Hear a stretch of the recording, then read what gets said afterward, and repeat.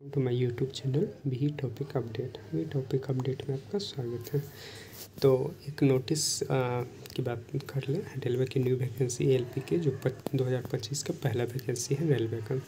आइए हम बात करते हैं इसके शॉर्ट मतलब नोटिस आ गया है। इसकी नोटिस की बात कर ले। ये तो असिस्टेंट लोको पायलट की होती है, इन आप लोग को सबको पता ही होगा। ये ड्राइवर का वैकेंसी है। देखिए इसका जो है न्यूज़ जो आया था एम्प्लॉयमेंट न्यूज़ में 29 मार्च को आया था, ठीक है। और ये एप्लीकेशन डेट स्टार्ट कब से हो जाएगा तो 12 अप्रैल से, यानी कि आज 11 अप्रैल है, कल से ये स्टार्ट हो जाएगा, ठीक है। ये लास्ट डेट की बात कर ले तो 11/5/2025 यानी अप्रैल मई तक रहेगा, 11 मई तक, ठीक है। 13 तारीख तक ये लास्ट पेमेंट का डेट है और 14 से 23 मई को ये क्या हो जाएगा, विंडो जिसका भी कोई भी करेक्शन करना हो तो वो विंडो ओपन रहेगा कब, 14/5 से 23/5 तक, ठीक है। आगे बात कर लेते हैं। तो पे लेवल की बात कर ले तो ये कौन सा है तो लेवल 2 का जॉब होता है, ठीक है। और ग्रेड पे की बात कर ले तो 19,900 मिलता है। इसमें मेडिकल स्टैंडर्ड A1 रहता है, बहुत ही मतलब कि अच्छा स्टैंडर्ड होता है A1, ठीक है। इसके बाद कर ले एज की बात कर ले तो 18 से 30 साल का होना चाहिए आप। और टोटल वैकेंसी की बात कर ले तो 9,970 वैकेंसी इसमें है। आगे हम लोग देख लें इसमें क्या हमारे लिए इम्पोर्टेंट है।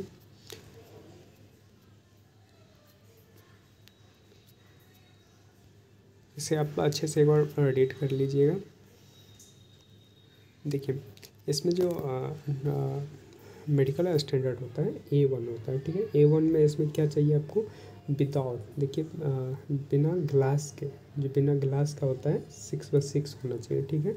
वही ये डिस्टेंस विजन भी और नियर विजन भी 0.6 होना चाहिए विदाउट ग्लास, ठीक है।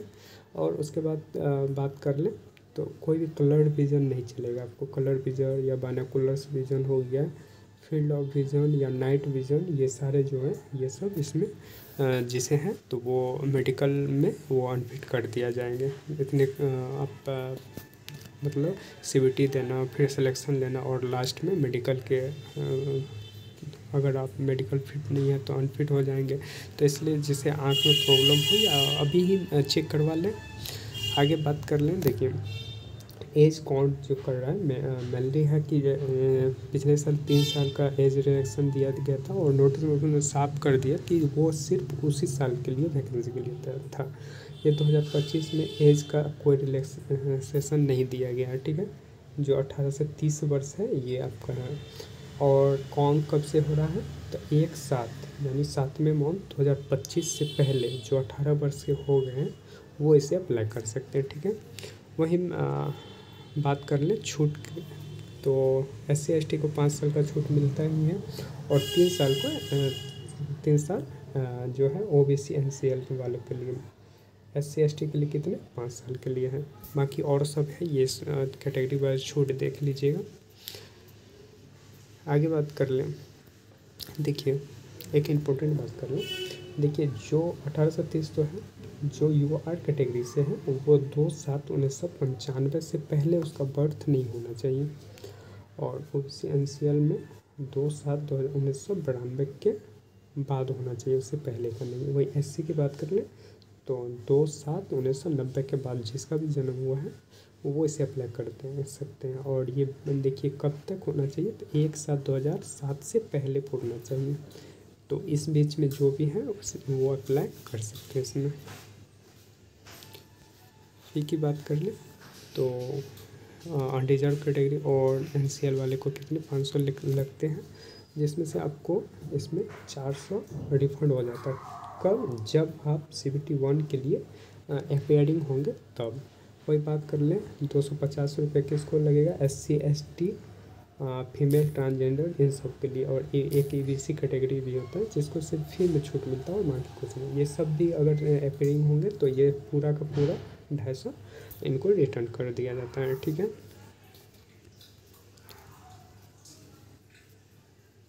आगे बात कर लेते हैं।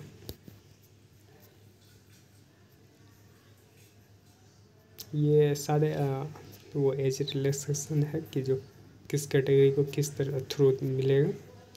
देखिए इसमें बात कर लें रिक्वायरमेंट प्रोसेस के लिए क्या क्या होता है। सबसे पहले CBT 1 होता है जो 75 क्वेश्चन 75 मार्क्स का होता है और उस पर पहले आपको क्वालिफाइंग होगा। फिर सेकेंड स्टेज में CBT 2 होता है, ठीक है।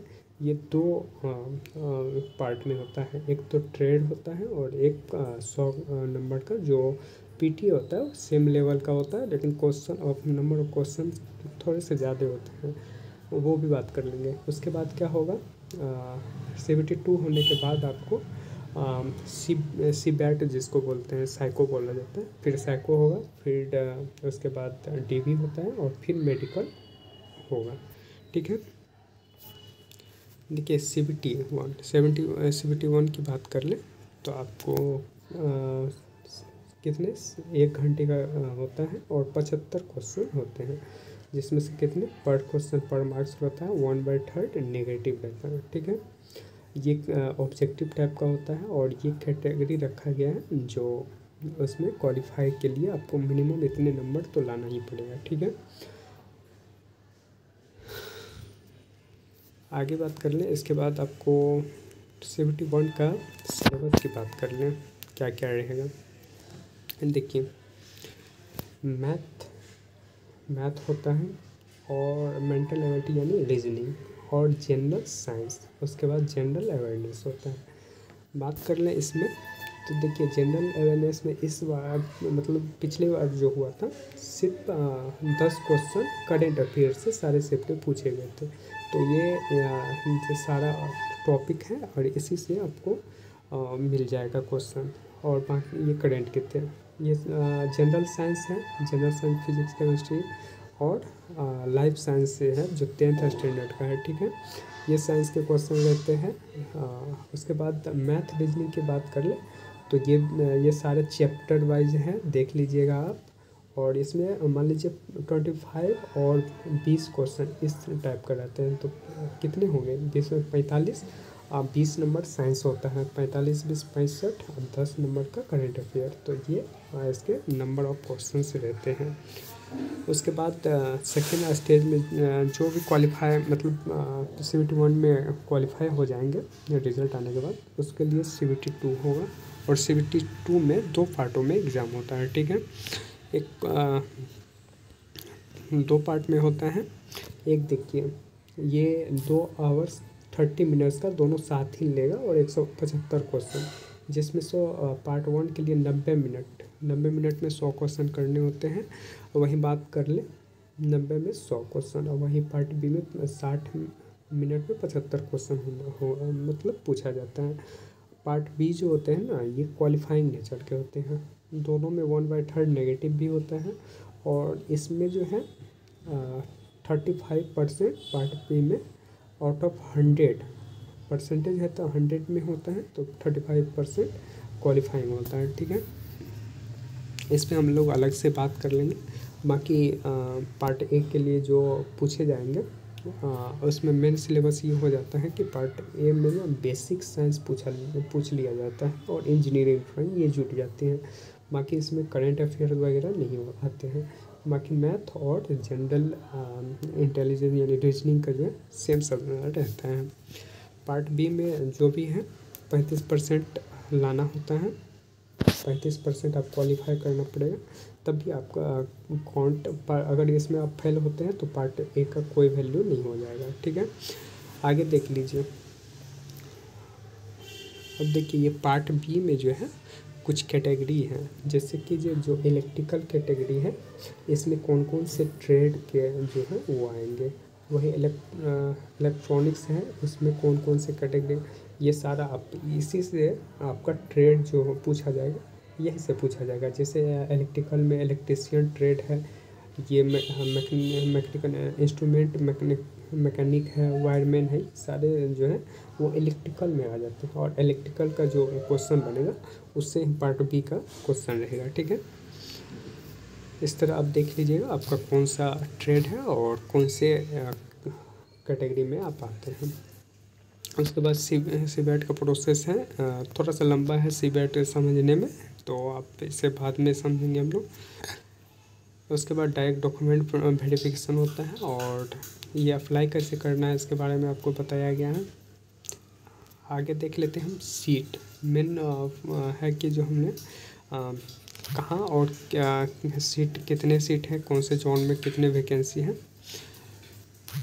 ये जोन वाइज बताया गया है। अब आइए देखिए, इस क्वालिफ़िकेशन की बात कर ले तो इसमें कौन कौन से अप्लाई कर सकते हैं, ठीक है।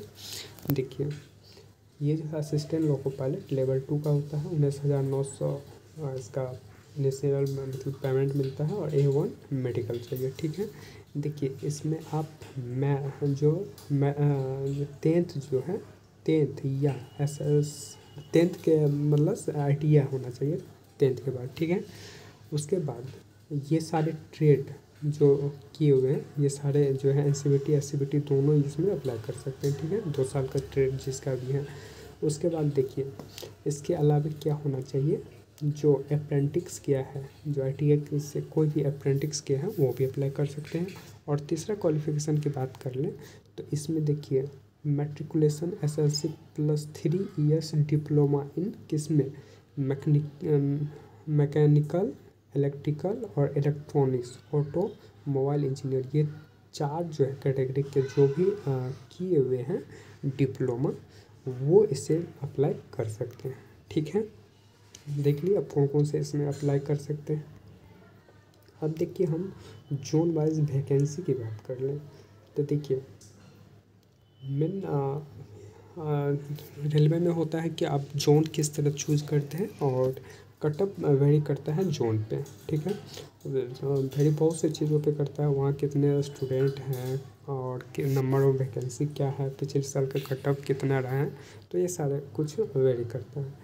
देखिए, अहमदाबाद की बात करें तो यहाँ UR का है 223 और OBC का 130, ठीक है। और ये SC का हो गया 74 और 37 हो गए ST के, यानी टोटल 497 पोस्ट सिर्फ अहमदाबाद से, ठीक है।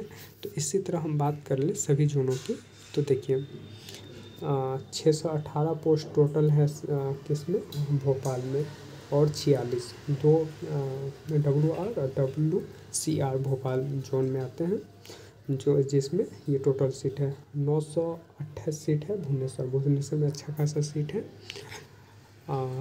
और आगे बात कर लें, 967 सीट सिकंदराबाद में, और सबसे ज़्यादा सीट यही है सिकंदराबाद, 967 और 533, ठीक है। 2 जोन है सिकंदराबाद का, ठीक है। उसके बाद सिलीगुड़ी की भी बात कर लें तो 95 सीट है। मालदा एक जोन जो इस बार थोड़ा सा ठीक रहा था कटअप, उसका बात कर लें तो इसमें सीट भी ठीक है, 106 और 103 और 6 है, और 171 और 10 ये UR के हैं। तो ये मालदा बोर्ड भी इस बार ठीक है। तो ये आप अपने अकॉर्डिंग देख लीजिएगा किस जोन में कितने सीट हैं और कहाँ अप्लाई करना है आपको। ये टोटल सीट की बात कर लें तो देखिए, OBC UR का है 4116 सीट, और वहीं 2289 सीट है OBC का, ठीक है।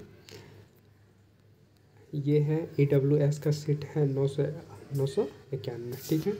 तो ये था पूरा एक डिटेल में जो नोटिस आया हुआ है हिंदी का, तो इसे आप लोग कल से अप्लाई कर पाएंगे। बाकी कैसा लगा वीडियो और कमेंट करके ज़रूर बताइएगा, और कौन कौन इसमें क्वालिफाई है मतलब इसे अप्लाई कर रहे हैं और कौन से जोन में कर रहे हैं, तो कमेंट ज़रूर कर दीजिएगा, ठीक है। और किसी को फॉर्म अप्लाई करवाना